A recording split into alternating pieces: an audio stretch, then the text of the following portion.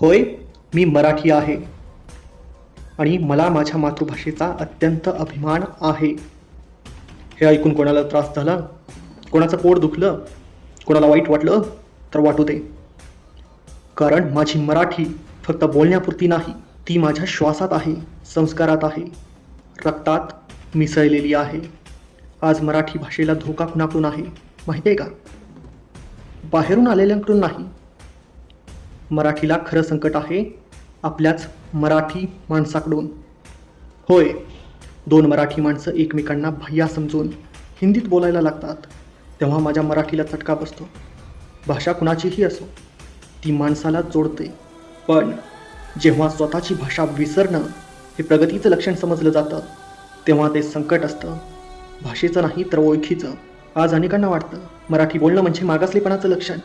अरे, ज्यांना मराठीचा अभिमान वाटत नाही त्यांनी शिवरायांची तलवार कधीच ओढलेली नसते. ते फक्त करिअरच्या मागे धावतात पण चरित्र विसरून जातात. ज्यांना वाटतं की मराठी बोलणं लो स्टँडर्ड आहे त्यांनी फक्त एकदा ज्ञानेश्वरी वाचावी.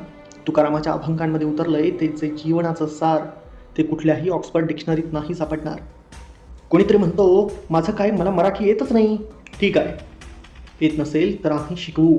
पण तेव्हा त्रास होतो जेव्हा तोच माणूस बिनधास्त म्हणतो नाही बोलेंगे मराठी, क्या कर लोगे. काय करू सांगू का?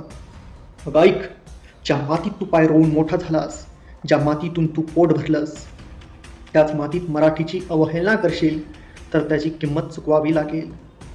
हे फटके मराठी बोलत नाहीस म्हणून नसतात, ते फटके असतात तुझ्या त्या बेअदब वृत्तीला, त्या क्या कर लोगे या माजाला. अरे, आम्हाला हिंदीचा द्वेष नाही रे, आम्ही इंग्रजीही बोलतो, पण ती भाषा गरज म्हणून. मराठी आमचं अस्तित्व आहे. हिंदी तुम्हाला पोट देतं, इंग्रजी नोकरी देतं, पण मराठी माणूस तुम्हाला घर देतो, प्रेम देतो, संस्कृती देतो. तुम्ही आमच्या राज्यात राहा, नोकऱ्या करा, यशस्वी व्हा, पण एकच अपेक्षा आहे, मराठीचा आदर ठेवा. मराठीवर प्रेम करा, कारण ती फक्त आमची भाषा नाही, ती आमची अस्मिता आहे, शिस्त आहे आणि गरज पडली तर ती आमची शस्त्रसुद्धा बनते. म्हणूनच एवढंच सांगायचं आहे, तुम्ही कोणतीही भाषा बोला, कोणत्याही देशातून या, पण आमचं फक्त एकच मागणं आहे, मराठीचा अपमान करू नका.